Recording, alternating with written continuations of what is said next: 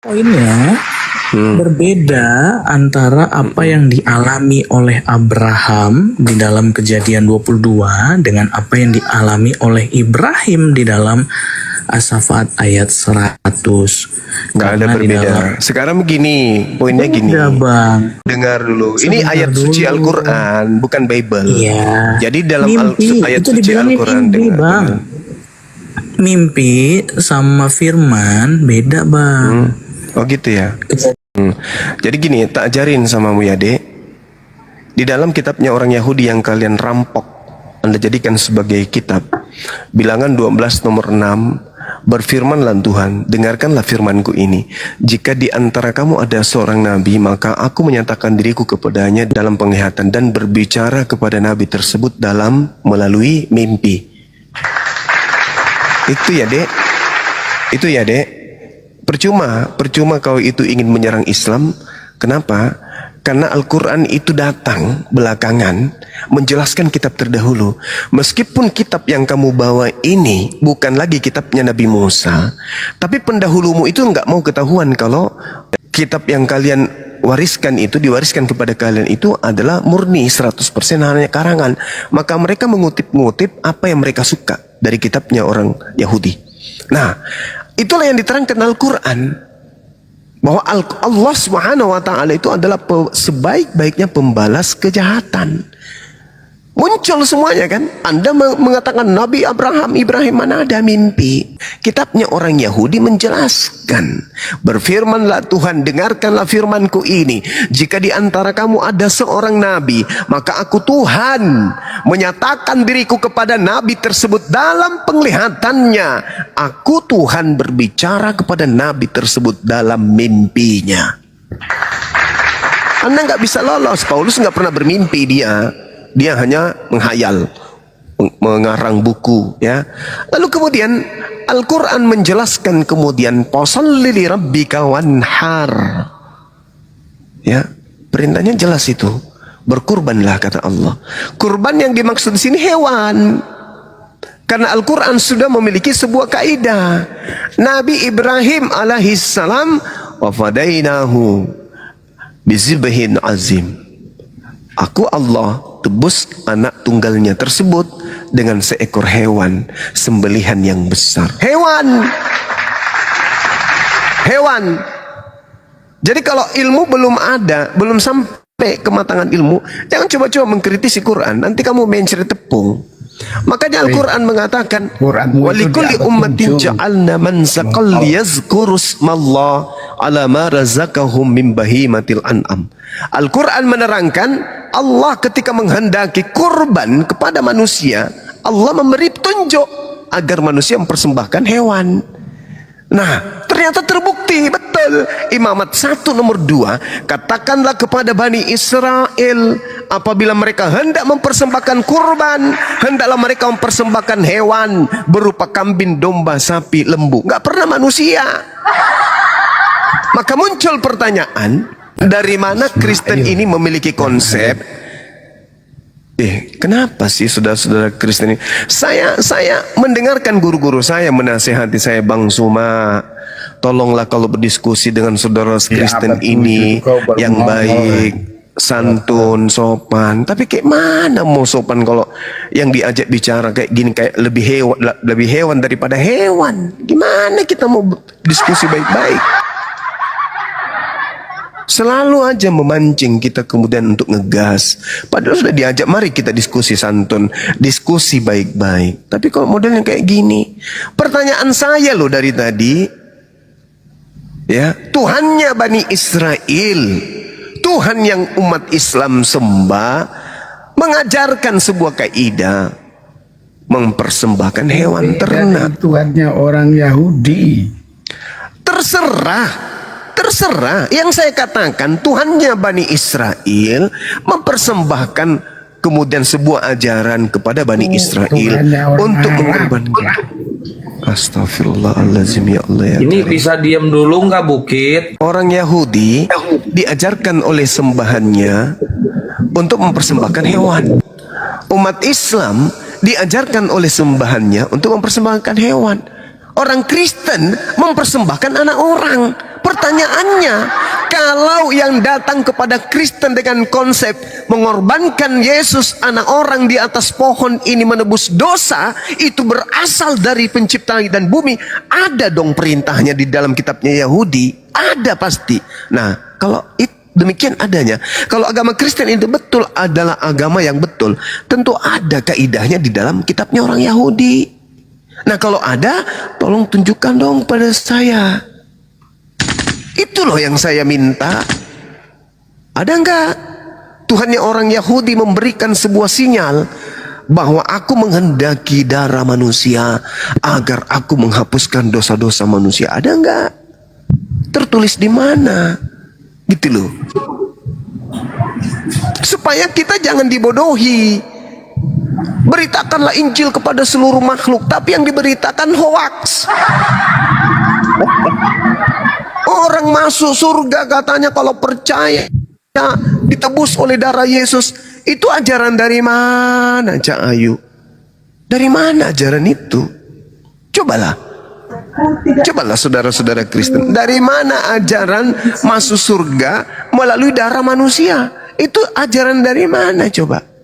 Kalau ajaran dari Paulus, ya, bahkan Paulus menumbalkan dirinya sebagai korban di dalam 2 Timotius 4 nomor 6, mengenai diriku, darahku sudah mulai dicurahkan sebagai persembahan dan saat kematianku sudah dekat. Ya, Paulus, oke. Tapi saya tidak sedang bertanya tentang Paulus. 1 Korintus 5 nomor 5, orang itu harus kita serahkan dalam nama Tuhan Yesus kepada setan sehingga binasa tubuhnya agar rohnya diselamatkan pada hari Tuhan. Iya, itu dari Paulus. 1 Timotius 1:20, di antaranya Hymenius dan Alexander yang telah kuserahkan kepada setan supaya jerah mereka menghujat. Iya, saya sangat paham. Paulus mengajarkan mempersembahkan manusia kepada setan. Iya, saya paham. Yang saya tanya, adakah Tuhannya Yahudi mengajarkan mempersembahkan darah manusia untuk dirinya? Kalau Paulus mempersembahkan darah kepada setan, darah manusia, iya, bang semua udah paham itu. Bang semua udah paham.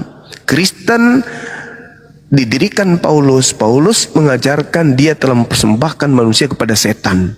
Paham saya, ngerti saya. Nah sekarang kalau Kristen ini bukan dari setan, berarti dari Tuhannya Yahudi dong. Nah, ada nggak Tuhannya Yahudi menginginkan darah manusia terbayar untuk dosa-dosa manusia? Ada nggak? Setahu saya melalui ajaran Paulus mempersembahkan darah kepada setan.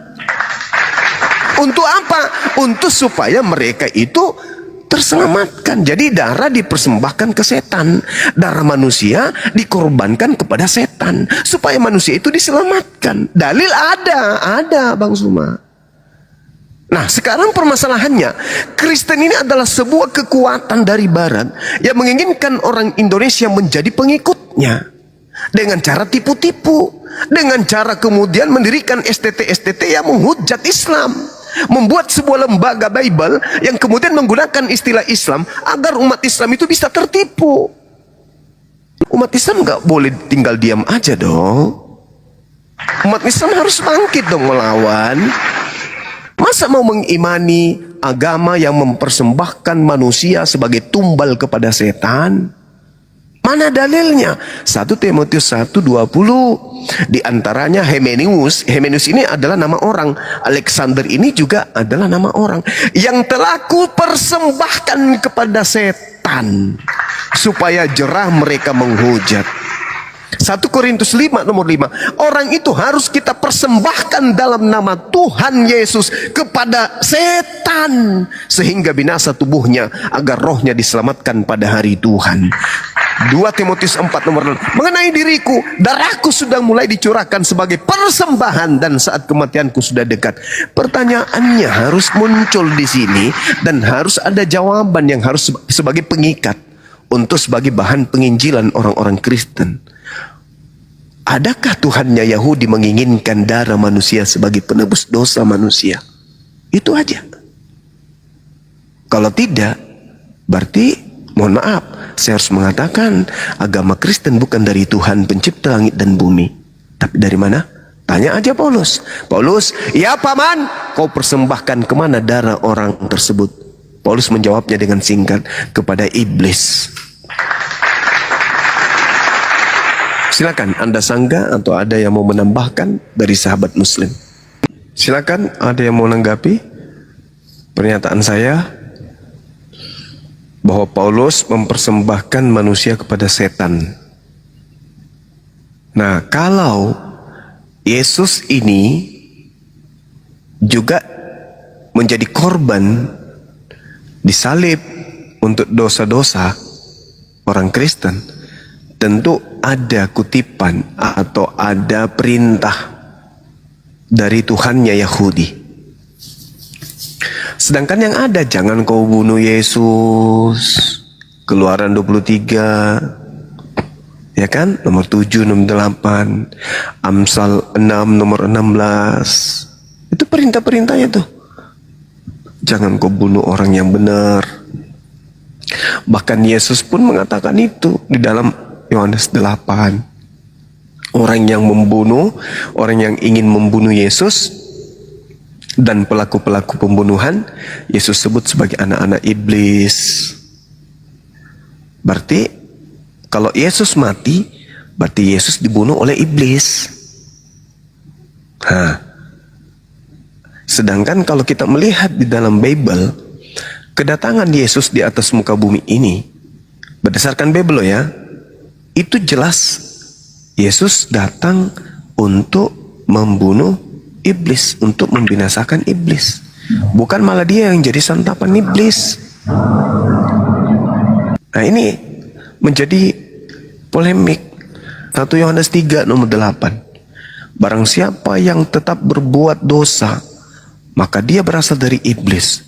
Sebab iblis berbuat dosa dari mulanya. Untuk inilah anak Theos menyatakan dirinya, yaitu supaya Yesus membinasakan perbuatan-perbuatan iblis itu.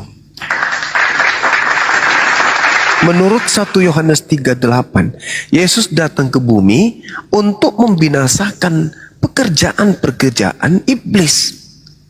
Tapi faktanya, menurut Kristen, Yesus dibinasakan oleh iblis. Mana yang betul? Yang betul yang mana, kawan?